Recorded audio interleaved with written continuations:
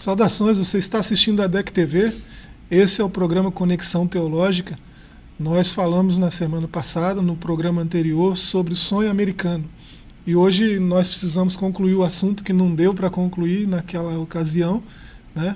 Estamos eu, o Edivaldo e o Léo, né, conversando sobre esse assunto, tentando fazer uma ponte aí, uma conexão teológica com o assunto que é tão primordial hoje, né, nos nossos dias. A gente falou no programa anterior aí da quantidade, né, um aumento de 700% na ida de imigrantes ilegais, né, entrando nos Estados Unidos, só de brasileiros, né, um aumento de 700%.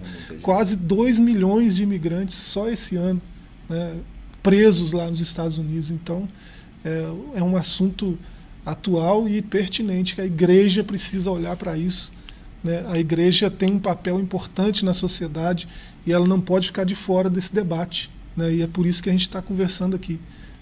A nossa pretensão não é outra senão essa, né? Tentar identificar o papel da igreja nessa situação toda. A gente fez algumas perguntas no programa anterior e a gente terminou. O Edivaldo trouxe a narrativa aí do livro de Ruth, né? Noemi, Elimelech, Malom, Quilion, né? Que saem do seu país, né? E vão para um país estrangeiro e ficam lá 10 anos. Né? E a situação deles era uma situação de fome. De desespero. Eu achei interessante, mesmo. O Léo colocou a palavra que o que levam essas pessoas a irem, basicamente, é o desespero. Seja o desespero de uma vida melhor, o desespero da condição financeira, o desespero de não achar motivação, de não achar uma forma de vencer na vida, ou de ter uma vida melhor, né? Ou de criar um padrão de vida diferente do que ele viveu, do que a sua família viveu, do que seus avós viveu. Ele quer mudar a família dele através da questão financeira. Aí ele vai. Então, basicamente é movido pelo desespero. Mas o que pode acontecer com essa motivação de ir para um lugar desse, como nós já falamos também? Isso é interessante. Eu acho que a gente precisa, nessa reflexão, né, pensar o seguinte: o desespero tem um potencial de me desviar do plano de Deus muito grande. Né? Porque a gente já discutiu aqui no programa anterior também que situações difíceis, desconfortáveis, né? Até de perigo, de morte, situações das mais complicadas que possam ser, podem redundar na glória de Deus. Então, Deus não perdeu o controle naquela situação. Então, como é o caso aí de Noemi, de Elimelech, eu acredito que foi essa situação. O desespero levou eles a viver como imigrantes, mas lendo o texto de Ruth, são só 4 capítulos, né? Eu entendo que esse desespero desviou eles do plano de Deus para eles, né? Desvirtuou o propósito de Deus para a vida deles, né? E olha o potencial destrutivo que o desespero tem. Então, se eu devo estar atento à voz de Deus no meu andar diário, quando o desespero vier, a atenção deve ser redobrada, né? Para que eu não me afaste da vontade de Deus. Aí vem a grande questão do desespero em uma terra estrangeira, o que aconteceu com Noemi. Ela se viu numa terra estrangeira, ela perde o seu esposo, ela perde os seus 2 filhos, porque eles casam lá também, eles casam com as moabitas, e agora ela vê o desespero numa terra estrangeira. E quando essa terra estrangeira, ela fica pior do que a terra natal. Porque o texto vai dizer que Noemi ouve dizer que aquele período de fome, aquele período turbulento lá em Belém passou. E agora ela poderia voltar. E qual que é a perda financeira de Noemi? Ela vai voltar para a sua terra. Quando ela chega na sua terra, ela não tem mais nada, ela não tem ninguém, ela é uma viúva. E volta com ela Ruth, né? E volta com ela uma moabita, uma estrangeira. E é tão interessante que é esta estrangeira que vai ser quem vai cuidar, quem vai dar guarita, quem vai ser o seu sustento. E a vida, às vezes, ela nos prega muitas peças. Eu conheço pessoas que tentaram ir para as vias não legais para os Estados Unidos, perderam tudo que tinham aqui. E é um grande risco que a pessoa corre. Já pensou?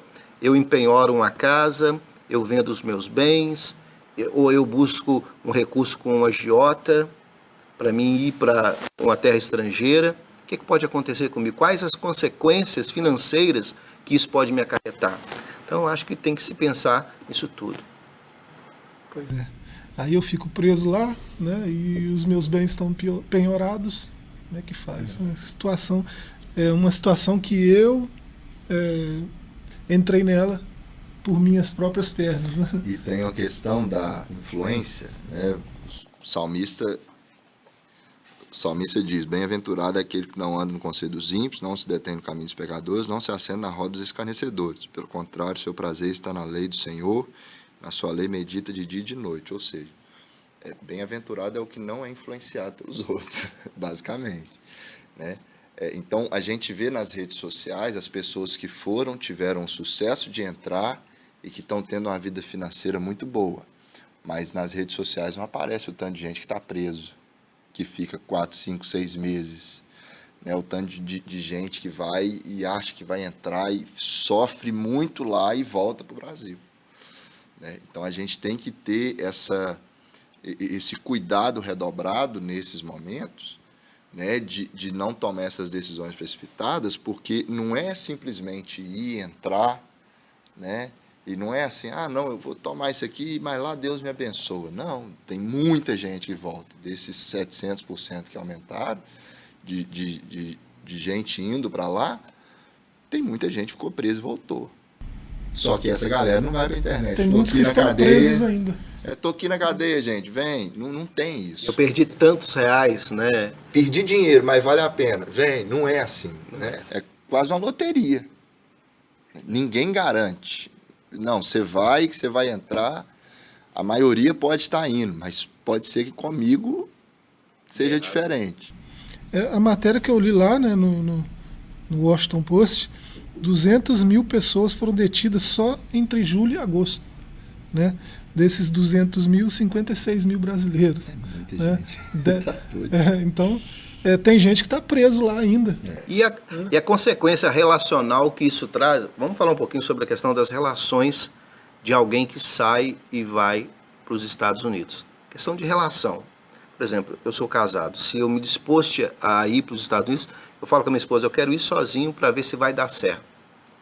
Aí eu empenhoro a minha casa, eu empenhoro meus bens, aí eu ponho tudo a perder, a distância que eu vou ter dela, e eu vou. Quem sabe até dê certo e eu consigo entrar lá. Mas nesse período que eu vou passar lá, para mim restabelecer, para mim pagar a minha ida para lá, normalmente as pessoas são movidas por desespero, porque quem tem recurso vai legal, mas quem não tem recurso, a grande maioria, 90% das pessoas que vão para os Estados Unidos, elas vão com pendências financeiras e com problemas relacionais. Relacionais no sentido de quê?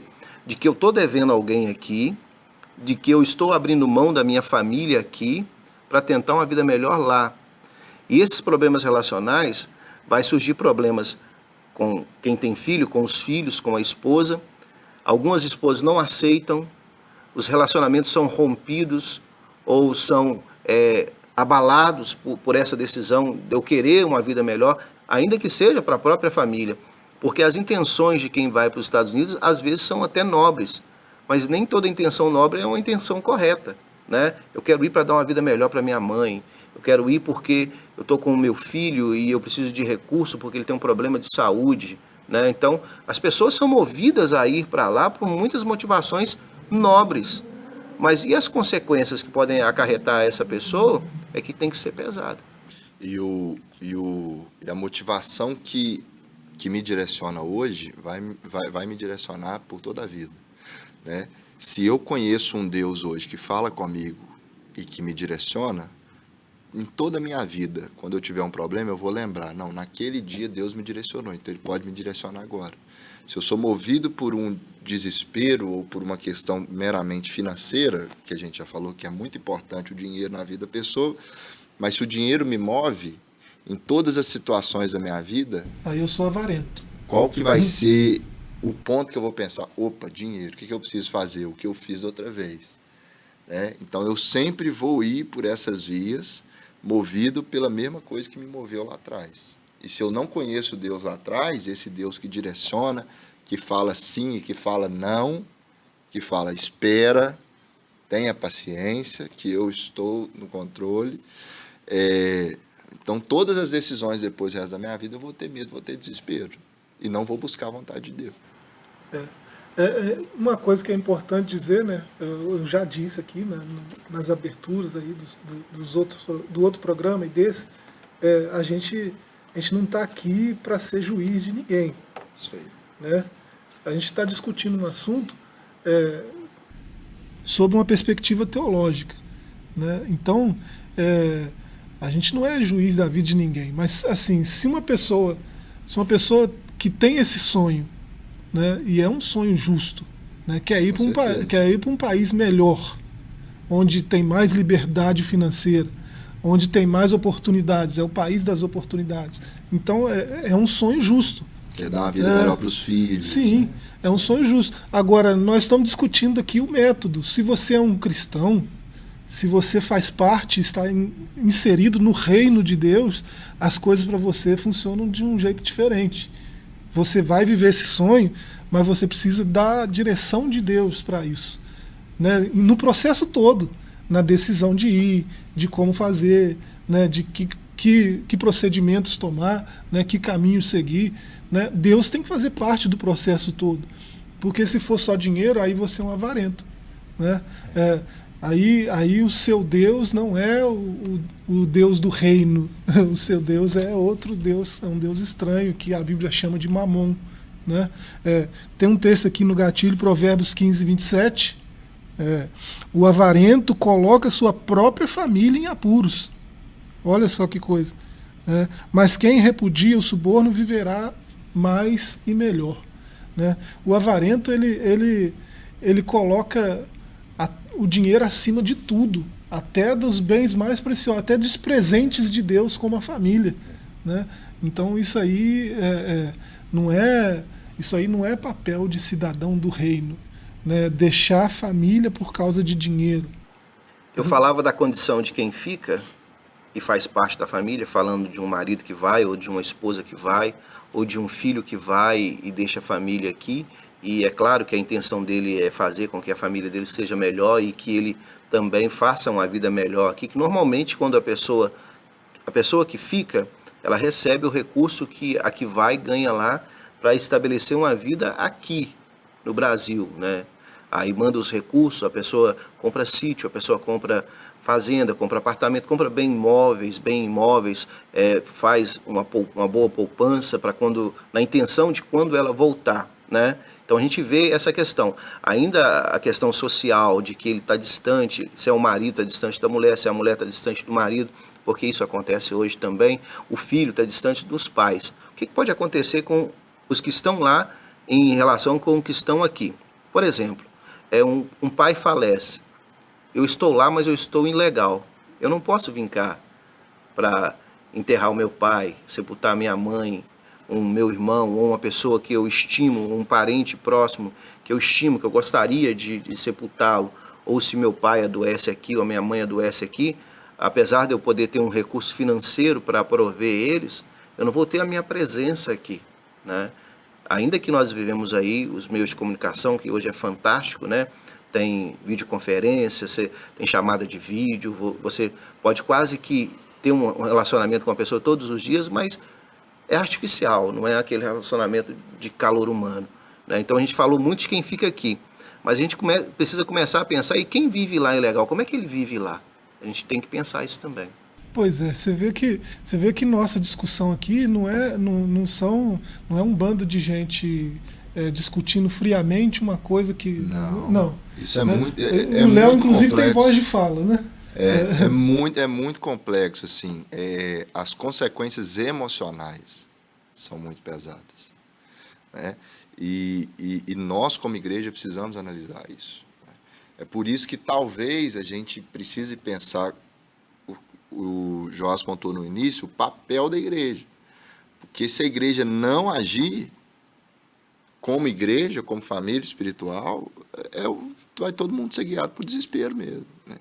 Traduzindo isso aí que o Léo está falando, a igreja ela é um corpo, é um organismo, onde uns cuidam dos outros. É assim que deve funcionar. Esse ambiente né? tem que ser criado. Então, olha só, se a gente pensar, por exemplo, como que a igreja trata um divorciado dentro do corpo, dentro do reino. Esse é um ponto. Aí você vê como que a igreja trata esse marido que, apesar dos votos que fez a esposa, né, na saúde, na doença, na riqueza, na pobreza, apesar dos votos feitos diante de testemunhas, diante de Deus, ele abandona essa família, deixa a esposa aqui, filhos, e vai para um outro lugar e só manda dinheiro. Mas ele está lá, em outro lugar. Emocionalmente, a família... Seus votos não valeram nada. O que está valendo é o dinheiro. Né? Como que a igreja olha para esse sujeito? Não, bacana, o dinheiro dele está chegando na igreja também. É esse o papel da igreja. Alguns fazem até propósito. Não, eu vou, mas eu vou doar tal coisa aí para a construção da igreja. Não é um divorciado prático? Ele está lá e... Então... É complicado. Olha só. É até difícil de falar nesse sentido de abandono, né? Porque quando a gente trata de abandono, é complicado, porque à luz da palavra de Deus, existe algumas formas de se divorciar. Tem aquele divórcio litigioso, né, que é no papel, e tem aquele divórcio também por abandono. A pessoa fica 3, 4 anos, a mulher ou o homem que está aqui, ele é um viúvo de marido vivo, ou de esposa viva, né? Então, é complexo essa ideia, né, que a gente vai começando a discutir. Mas eu queria pensar um pouquinho, devido ao nosso tempo, de como é a vida, e o Léo, com propriedade, que tem alguns conhecidos, familiares lá, como é a vida de uma pessoa que é imigrante ilegal lá nos Estados Unidos. Eu cheguei nos Estados Unidos por qualquer via, né, mas eu não sou habilitado. Como é que é a vida dessa pessoa lá nos Estados Unidos? Nós vamos fazer só um intervalo, nós vamos dar um break aqui, vamos voltar. O Léo já volta comentando sobre isso aí que o Edivaldo levantou. Não sai daí não, que a gente já volta.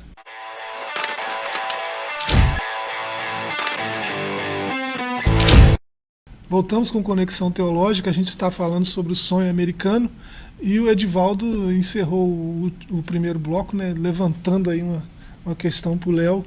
O Léo tem conhecidos lá, a gente, fatalmente, todos nós temos conhecidos lá, né, mas o Léo tem gente muito próxima, né, e conversa bastante com gente lá, pode dizer com mais propriedade como é que é.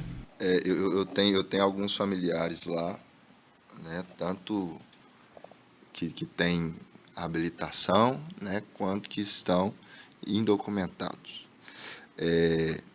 E assim, o que a gente falou aqui sobre as consequências emocionais são muito reais, né? E é algo que a gente tem que olhar com muito amor, né? Porque o desespero realmente leva a gente a tomar várias decisões. Eu mesmo falei aqui no primeiro programa que eu tive dias de falar a solução é eu ir embora e passar por esse caminho aqui, né? Mas conversando com eles, algumas coisas me chamaram a atenção. Primeiro que em algumas regiões do país não há preconceito com quem está lá e não está habilitado, né? Por ter muito imigrante, e hoje a gente vê nas notícias, né? Os imigrantes praticamente levam os Estados Unidos para frente. Se não tirar os imigrantes de lá, o país acaba, né? Então, algumas regiões não têm tanto preconceito assim, né? E consegue até hoje, por exemplo, tirar a carteira de motorista, né? O estado de Nova York, por exemplo, hoje, um imigrante que a gente chama de ilegal consegue tirar a carteira de motorista. E isso já está se espalhando, está sendo normal. Mas é inevitável que uma pessoa que não entrou pelas vias legais não precise falar mentira ou viver uma mentira, pelo menos durante um tempo. E é aí que entra a questão teológica mais pesada, né? Se a Bíblia fala que a mentira é o que a mentira é, e que ela tem um pai... Como que o embaixador do reino... Como que o embaixador do reino, como Paulo diz, vai se submeter a isso, tendo a consciência de fé que a gente precisa ter. Né? Porque é muito importante também, que a gente está falando aqui, para cristãos que têm um ensino em cima disso, que vivem em uma comunidade que leem a Bíblia cotidianamente. A gente não vai cobrar de uma pessoa que não se converteu. Né? Não é o nosso papo. Mas o que mais me chamou a atenção é isso. Né? Com o tempo, a pessoa consegue comprar imóveis lá, consegue ter conta no banco. Retornar para o país é uma escolha perigosa, porque depois não vai poder voltar. Né? Acostuma com a vida trabalhando o dia inteiro, trabalhando muito, não tem domingo de folga. Né? Quando chega no Brasil, conheço muitas pessoas próximas que chegaram no Brasil, acabou o dinheiro, desesperado de novo. Né? Porque acostumou com aquele ritmo. Vem para o Brasil, o brasileiro gosta de um sábado. Né? O brasileiro domingo gosta de ir para a igreja. A pessoa feriadão fica prolongado. Domingo, feriado, é um absurdo. Feriado. Terça-feira, quinta-feira. E lá não tem isso. Né? Um primo meu que está lá, ele falou, Léo, o domingo aqui é segunda. Eu acordo e vou trabalhar do mesmo jeito. Né?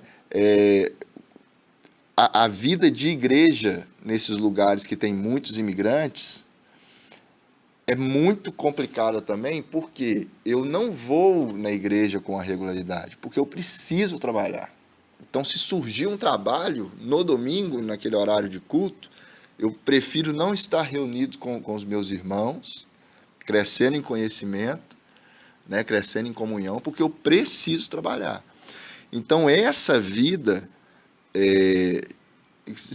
o Edivaldo usou uma expressão muito boa, né, que a motivação, na maioria das vezes, é nobre, é cuidar da família. E essa palavra é nobre mesmo, né? Poxa, eu tenho um filho, eu tenho uma esposa, eu preciso cuidar deles, eu preciso sustentar, né? Mas as consequências de viver isso lá, e principalmente a questão da mentira, me pega. Porque se a gente negocia isso agora, a gente vai negar Jesus. Em todas as outras situações. Né? Se eu chego e aceito e durmo em paz, tendo um documento falso para trabalhar... Eu não me vejo com a tornozeleira eletrônica. Mesmo que eu esteja produzindo, né, criando uma estabilidade financeira, mas a esse custo, para mim, tem coisas que valem mais do que dinheiro. Exatamente. Então, aonde está a glória de Deus nisso e como que o meu coração está sendo inclinado? Né? Porque a busca pela perseverança da fé é a gente manter a essência, né? É a gente ter o coração inclinado para a vontade de Deus. Se eu vou me inclinando com os meus jeitos, não, isso aqui é uma mentirinha só para eu trabalhar, ganhar dinheiro, vou dar meu dízimo, vou sustentar e tal. Se eu vou me inclinando para uma vida de mentira, eu vou negar a Jesus. Porque negar Jesus não é falar que ele não existe, é negar o que ele é negar o senhorio dele, né? É negar que eu quero e estou buscando me parecer com ele. Quando Pedro nega Jesus, Pedro não fala, não, esse homem não existe, não. Pedro fala, não, eu não tenho nada a ver com ele. Eu não ando, não, vocês estão viajando, eu não tenho nada a ver com esse homem, não. Então, o negar Jesus é assumir um distanciamento dele. Né? Então, se eu vivo uma vida de mentira, que é o caso de muitos, né? E, de novo, não é um julgamento frio, né? Porque a gente sabe o desespero e a situação nos leva a querer viver isso algumas vezes. Mas se eu vivo essa vida, eu não vou conseguir perseverar na fé que a Bíblia ensina, que a Bíblia manda. Uma hora eu tenho que me converter e alguma coisa tem que ser mudada. Que a perseverança, né, no reino, ela implica em ter paz, né? Paz interior, paz com Deus, né? Aquela paz de Deus que excede todo entendimento, né? Que mesmo independente da situação, o sujeito olha para dentro e o que ele enxerga é paz, né? Então isso aí faz parte do reino. A fala de Paulo, né, sei ter em abundância e sei também estar em escassez, né? A fala de Paulo, acho que resume muito esse sentimento de quem é cristão e não quer abrir mão desse relacionamento com Cristo, exatamente nesse sentido. A outra pegada também que eu acho interessante E quando esse sonho americano ele é concluído? A pessoa vai para lá para viver um sonho americano. Algumas se tornam propriamente americanos, né? Ou dupla cidadania, né? Aí vivem lá, vivem aqui. Mas quando eu paro e penso assim, eu concluí meu sonho americano, aí eu vou pegar como base o livro de Ruth e a história que o livro nos mostra. O que aconteceu? E Malom e Quilom também faleceram. Falei que eles morreram, né? E a mulher foi deixada sem os seus 2 filhos e marido. Então levantou-se ela com suas 2 noras, para que pudesse retornar da terra de Moabe, pois ela havia ouvido na terra de Moabe como o Senhor havia visitado o seu povo, dando-lhes pão. Chegou uma hora na vida de Noemi que ela percebeu que toda a estadia dela nessa terra estrangeira foi só sofrimento, foi só perda, né? Talvez não seja o caso de todos que vão para o sonho americano. Muitos voltam realizados, né? Mas grande parcela dessas pessoas voltam frustradas. Talvez não no âmbito financeiro, como nós falamos, Emocional. mas no âmbito emocional, relacional. Por exemplo, o preço da minha riqueza aqui que eu construí no Brasil foi a separação da minha esposa. Foi a não aceitação dos meus filhos, porque eles não me veem como pai pelo período que eu passei lá. Eles acostumaram a viver sem mim, eles não têm uma relação íntima, emocional comigo, né?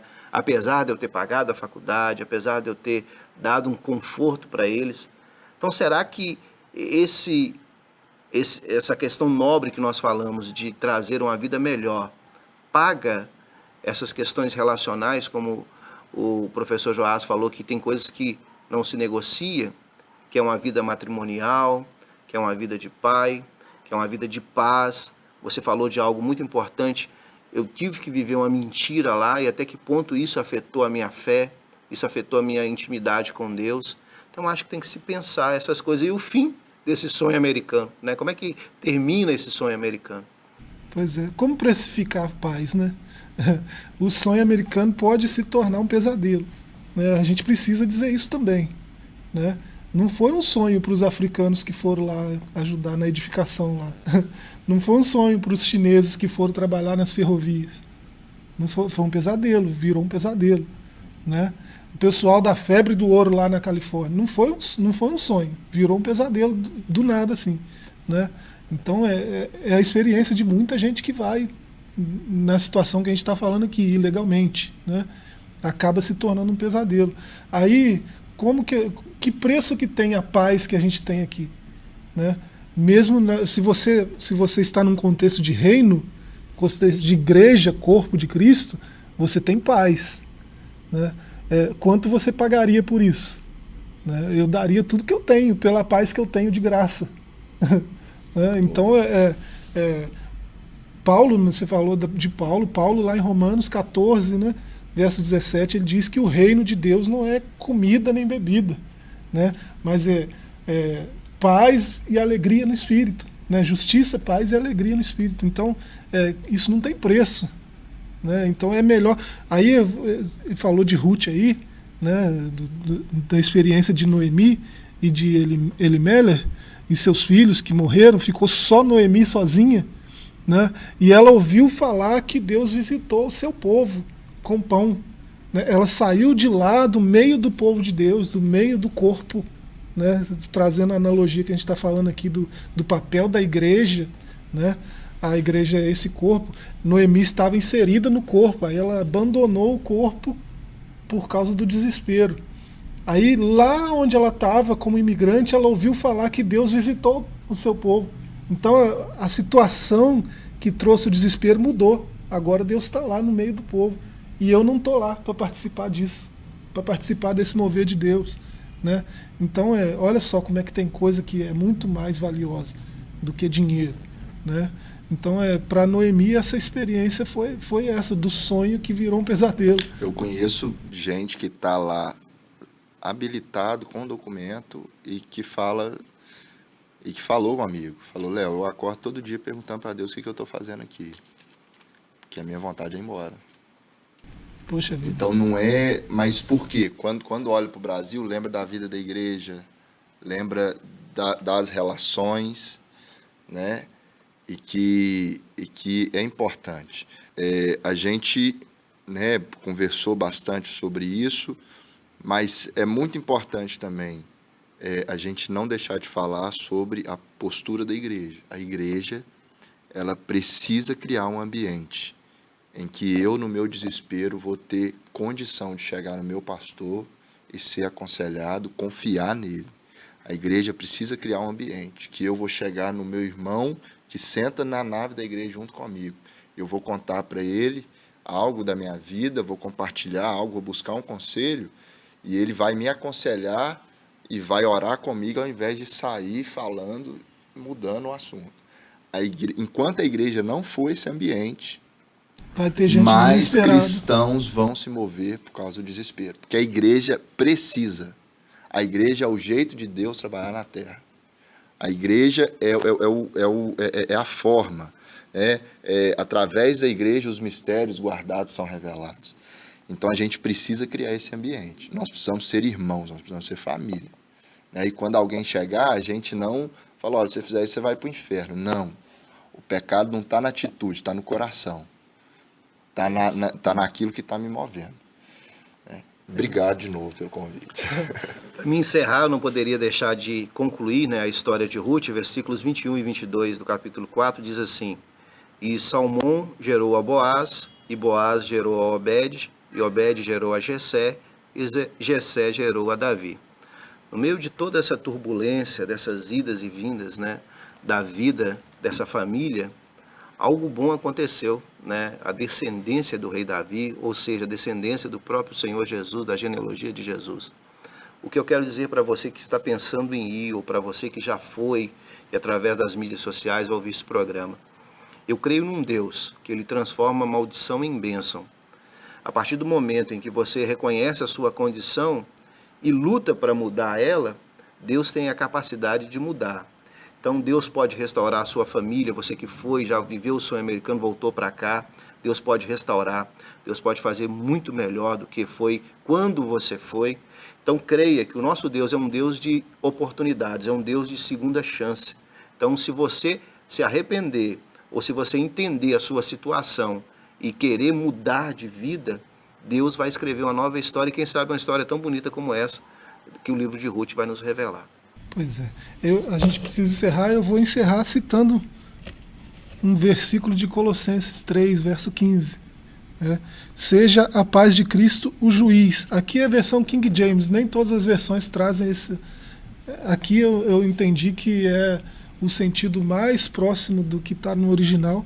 Foi essa, nesse caso, foi a do King James, atualizada no caso. Seja a paz de Cristo o juiz.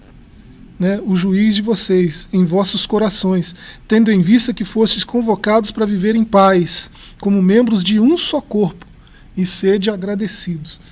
Então, se você sente que deve ir viver o sonho americano, vá. Se você tem paz com isso, vá. Mas faça como um cidadão do reino. Do contrário, espere o tempo, espere o momento, busque direção de Deus, porque Deus abençoa o seu povo com paz. O que Deus tem para o seu povo é paz. Então a gente, essa é o nosso árbitro, é aquele que mantém as coisas no lugar em que elas devem estar. Pensar no árbitro aí de uma partida, por exemplo, de futebol.